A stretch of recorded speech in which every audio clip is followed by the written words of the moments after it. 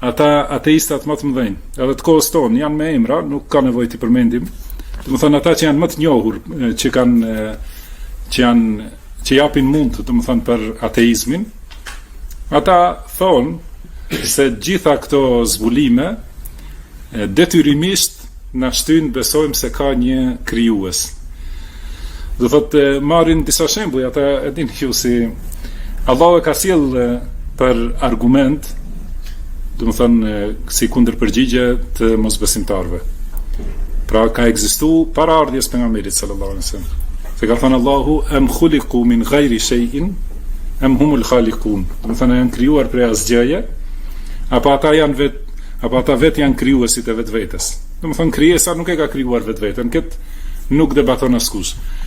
Edhe tjetra prej asgjëje, domethënë nuk ka mundësi askush të vi deri te një përfundim logjik dhe shkencor, si i thonë, se nga asgjëja është krijuar diçka. Edhe ata thonë se ka ndodhur një plasje e madhe, Big Bang, që domethënë kur të sqarohet mirë në detaje del qesharake, me të vërtetë. Dhe nga kjo do thotë për kushtet e jetës, si thonë planetin ton e tjera, do thënë nuk du shumë të zgjerohem, po me të vërtet janë disa argumente që kur i sjellin ata, atëherë njohësit e vërtet, sepse kemi gjysmak, do thënë disa që e njohin gjysmën, edhe mendojnë se dikush tjetër nuk di asgjë.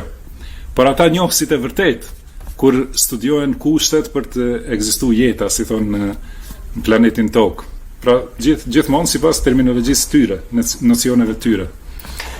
Edhe jeta, po jeta inteligjente, gjithashtu, domethënë që të ekzistojnë në Tokë. Ka kushte, domethënë sipas atyre që nuk ka krijues, vendosin që të ndodh, domethënë që të vijë deri te jeta duhet të ofrohet ky kusht, ky kusht, ky kusht. Kështu që prandaj kanë besuar më herët se me do mos ekziston jetë edhe në një planet tjetër, me që domethënë këto kushte plotësohen edhe në planete tjera.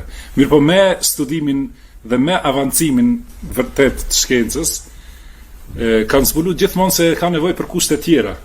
Edhe sa që tani ka ardhur që nuk mund të ekzistojë jetë në tjetër planet përveç se në Tokë. Domethënë nuk mjafton veç ajri, graviteti edhe afërsia e diellit e kështu me radhë, por ka edhe tjera rrethana.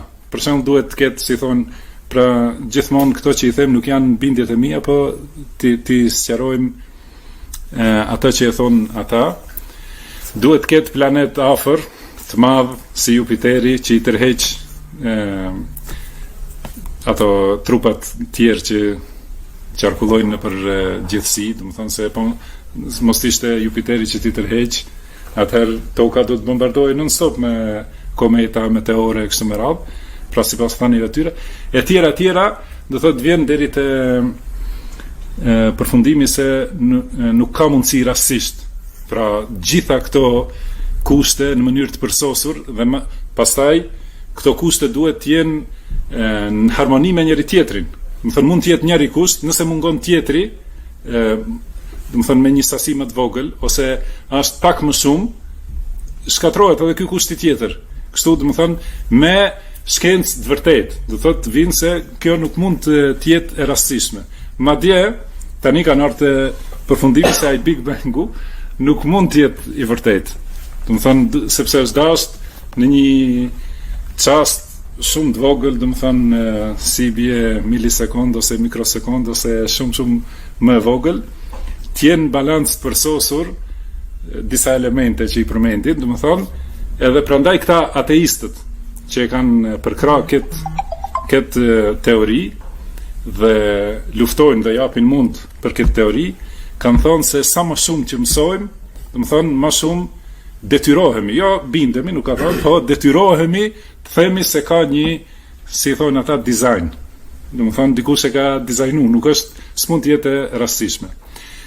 Prandaj, do të thonë, u zgjerova në këtë pjesë, pra Kurani e përmend, mirë po pak, pra përmendet në Kur'an mohimi i ekzistimit Allahut edhe mohimi i krijimit, dhe Allah ka përmend disa argumente që janë të mjaftueshme.